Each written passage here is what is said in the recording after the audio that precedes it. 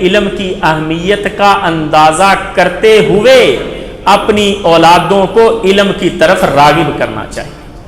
ہمیں خود بھی سیکھنے کا جذبہ ہونا چاہیے اور اپنی اولادوں کو نبیوں کی اس وراثت کا وارث بنانے کا شوق ہونا چاہیے۔ اپنے بچوں کو بچیوں کو مدرسوں میں بھیجیں تاکہ وہ نبی علیہ الصلاۃ والسلام کے اس ورثے کو اچھے انداز میں سمیٹ کے اور سیکھ کے آگے لوگوں تک پہنچا سکیں۔ اور اس کا سیکھنا کوئی عام بات نہیں۔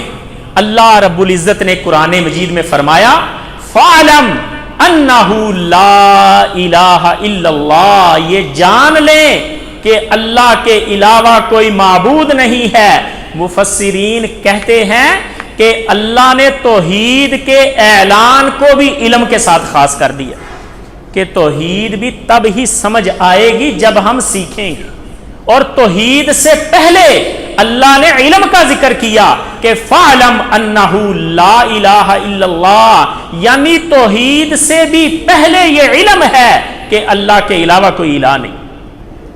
اور صرف توحید سے پہلے نہیں، عمل سے پہلے بھی اللہ رب العزت نے فرمایا فَاذْكُرُوا اللَّهَ كَمَا عَلَّمَكُم مَّا لَمْ تَكُونُوا تَعْلَمُونَ، اللہ کو ویسے یاد کرو، اللہ کا ذکر ویسے کرو جیسے اللہ نے تمہیں سکھلایا ہے۔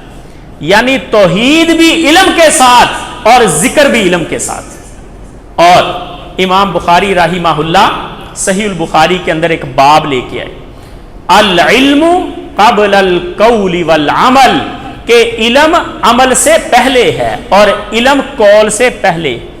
پہلے علم ہوگا پھر عمل ہوگا، پہلے علم ہوگا پھر بات ہوگی۔ اور دلیل کے طور پہ یہ آیت لے کے آئی کہ فَعْلَمْ أَنَّهُ لَا إِلَٰهَ إِلَّا اللَّهُ، یہ جان لیں کہ اللہ کے علاوہ کوئی الہ نہیں۔ اور اللہ رب العزت نے جب قرآن مجید میں جہنمیوں کا ذکر کیا تب بھی فرمایا وَقَالُوا لَوْ كُنَّا نَسْمَعُ أَوْ نَعْقِلُ مَا كُنَّا فِي أَصْحَابِ السَّعِيرِ، جہنمی یہ کہیں گے کہ اگر ہم جان لیتے، اگر ہم سیکھ لیتے، اگر ہم علم لے لیتے تو ہم آج جہنم میں نہ آتے۔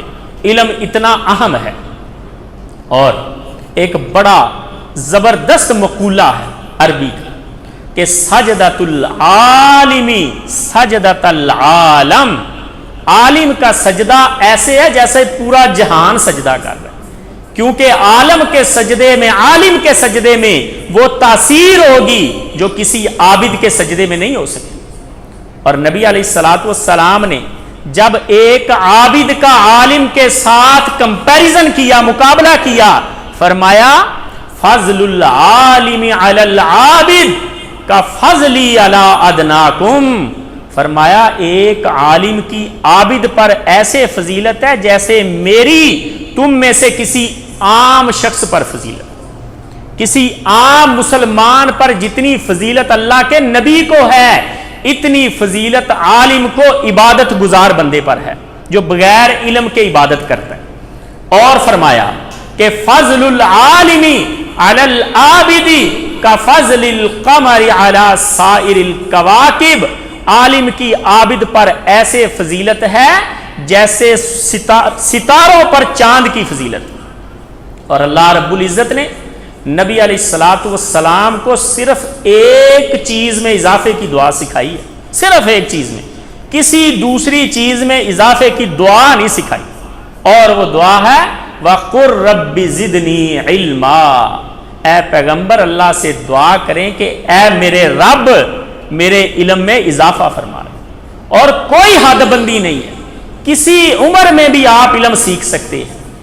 شیخ ابن باز رحمہ اللہ، مسجد نبوی کے اندر ان کی مسند لگی ہوئی، مفتی سعودی عرب اور مدینہ یونیورسٹی کے پہلے چانسلر۔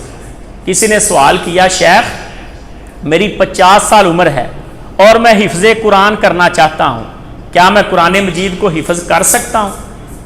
شیخ نے آگے سے بڑا خوبصورت جواب دیا، کہتے بالکل کر سکتے ہو، قرآن مجید یاد کرنے میں عمر کی کوئی حد بندی نہیں۔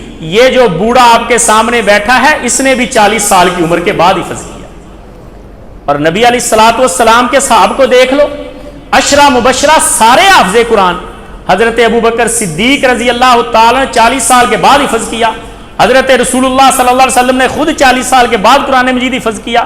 حضرت عمر، حضرت عثمان اور دیگر اصحاب بڑی بڑی عمروں میں انہوں نے علم حاصل کیا. کوئی پابندی نہیں ہے، کوئی حد بندی نہیں. جس عمر میں بھی ہیں آج سے علم کا جذبہ آپ کے اندر ہو کہ میں نے علم سیکھنا ہے. اور اگر آپ کو توفیق مل جاتی ہے علم سیکھنے کی تو یہ بہت بڑی توفیق. نبی علیہ الصلوۃ والسلام سے حضرت معاویہ رضی اللہ تعالیٰ عنہ بیان کرتے ہیں. سیدنا معاویہ فرماتے ہیں کہ رسول اللہ صلی اللہ علیہ وسلم نے فرمایا من یرید اللہ بہ خیرا یفقہہ فی الدین. جس شخص کے ساتھ اللہ بلائی کا ارادہ کر لیتا ہے اللہ اسے دین کی سمجھ دے دیتا ہے. تو دین کی سمجھ یہ جس قدر آپ کے اندر آتی جائے گی آپ کے ساتھ بلائی ہوتی جائے گی. ایک آیت سیکھیں، ایک حدیث سیکھیں، نبی علیہ الصلوۃ والسلام کا بتایا ہوا ایک مسئلہ سیکھیں. جس قدر سیکھتے جائیں گے خیر سمیٹتے رہیں گے. اور یاد رکھیں اللہ رب العزت نے قطعی طور پہ قرآن مجید میں یہ فرما دیا قل هل يستوي الذين يعلمون والذين لا يعلمون. یہ استفہام انکاری ہے. اے پیغمبر کہہ دیں کہ کیا اہل علم اور جاہل برابر ہو سکتے ہیں؟ نہیں ہو سکتے. یعنی اللہ کے ہاں علماء کا مقام و مرتبہ الگ ہے اس شخص کی بنسبت جس کے پاس علم نہیں ہے. اور جس قدر بندہ سیکھتا جائے گا اللہ کے ہاں مقام بلند ہوتا جائے گا. اور بلند اس طریقے سے ہوگا کہ جس قدر علم آئے گا اس قدر تقوی آئے گا، اس قدر خشیت الہی آئے گی. اور اللہ رب العزت نے خود قرآن مجید میں فرما دیا انما یخشی اللہ من عبادہ العلماء کہ اللہ سے علماء ہی ڈرتے. اور سیدنا عمر رضی اللہ تعالیٰ عنہ فرماتے ہیں کہ جس عالم کے دل میں خشیت الہی نہ ہو، علم ہو لیکن اللہ کا ڈر نہ ہو. اور فرمایا اذا رأیتم العالم محبا للدنیا، جب تم کسی عالم کو دیکھو کہ اس کے دل میں خشیت الہی کی جگہ پہ دنیا کی محبت ہے، متنبہ ہو جاؤ، خبردار ہو جاؤ، اس سے بچ جاؤ، وہ کسی ٹائم بھی تمہیں دھوکہ دے سکتا ہے. جب علم خشیت الہی کا سبب نہ بنے تو اس علم کا کوئی فائدہ نہیں. علم کا اصل مقصد یہ ہے انما یخشی اللہ من عبادہ العلماء کہ علم خشیت الہی کو لے کے آئے. اور جب یہ خشیت الہی بندے کے دل میں آئے گی، اللہ کا ڈر آئے گا، پھر اس علم کے ذریعے اللہ اہمیتیں بھی دے گا، عزتیں بھی دے گا. اور اللہ رب العزت نے فرما دیا یرفع اللہ الذین آمنوا منکم والذین اوتوا العلم درجات کہ اللہ تم میں سے مومنین کو اور اہل علم لوگوں کو درجات کی بلندی دیتا ہے.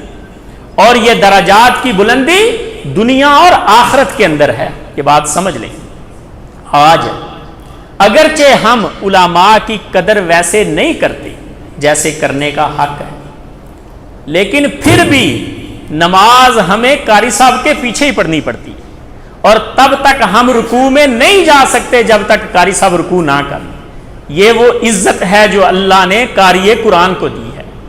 اور ایک عزت جو اللہ نے عالم کو دی ہے منبر پہ کھڑے ہونے کی، مسند پہ بیٹھنے کی، اس کی لذت وہی محسوس کر سکتا ہے جس کو یہ نصیب ہوئی.